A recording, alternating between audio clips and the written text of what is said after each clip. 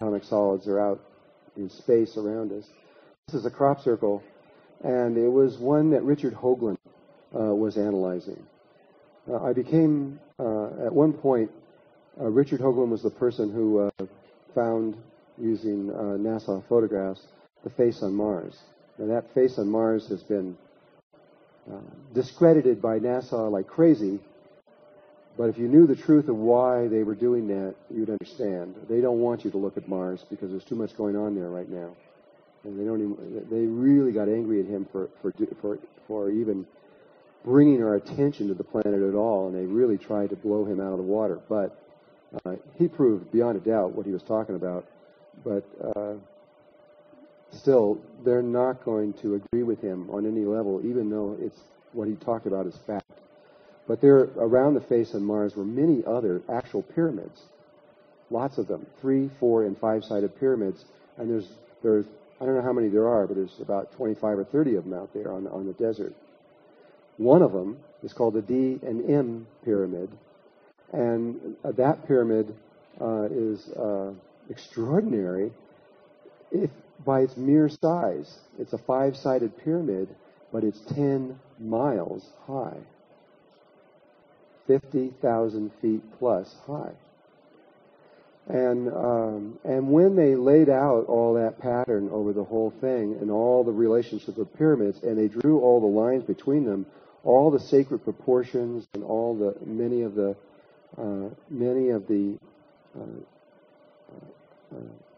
sacred geometrical relationships became apparent. But when they analyzed the D&M pyramid and in relationship to everything, it came up with this funny shape that they didn't understand. It kept talking very powerfully about a star tetrahedron inscribed in a sphere. And so he didn't know what the heck it meant. All he knew was whoever was on there, and at some time, whoever lived there, was definitely trying to say how important the star tetrahedron inscribed in a sphere was. So he found out I was doing this work, and he called me, and we started talking about it. And I told him what it was.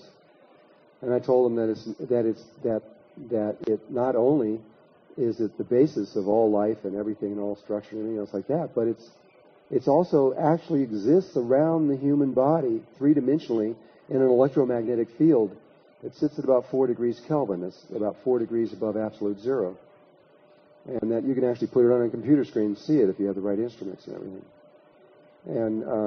And that very intricate pattern, which is inside of the which is in the book, which we don't have it all in the book, but most of it.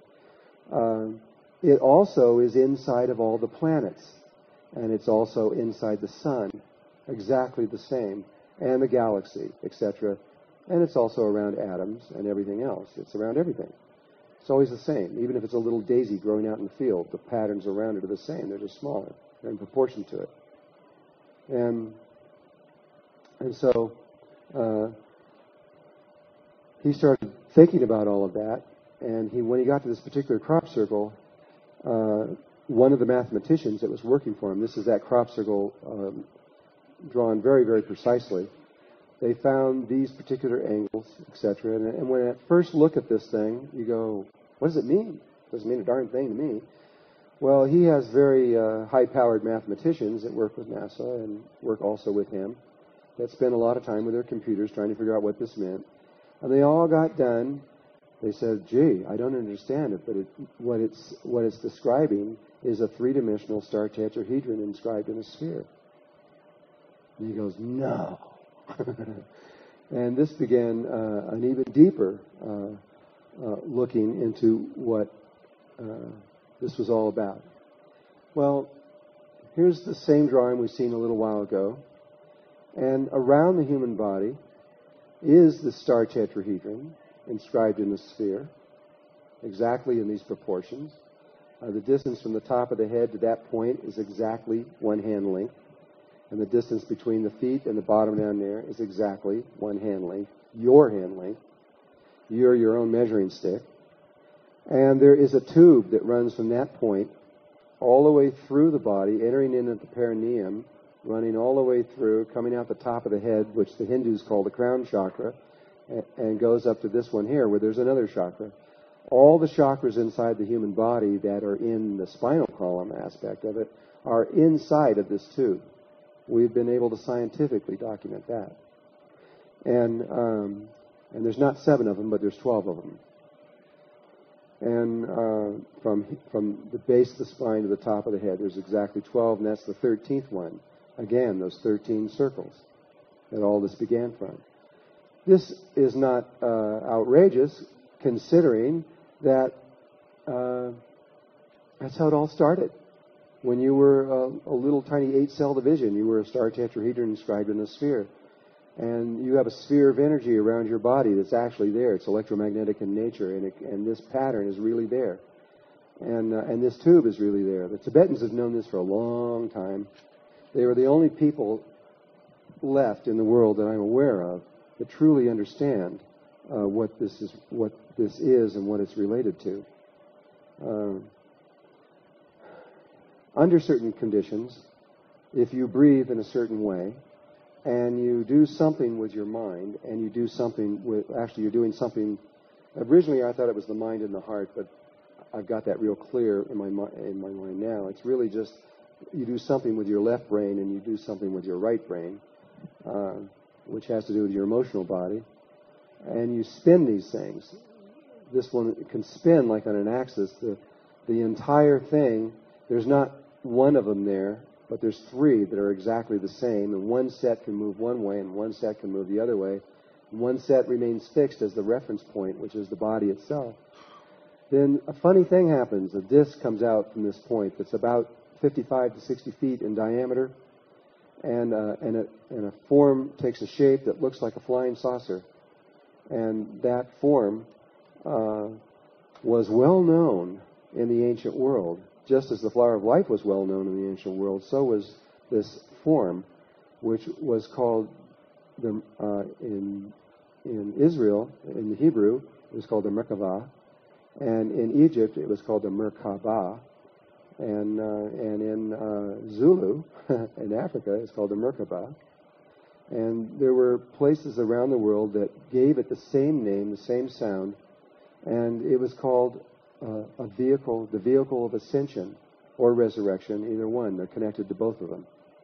And it was, in fact, in Egypt, Mer means light, and it means a certain kind of rotating light, and Ka means spirit, and Ba means body.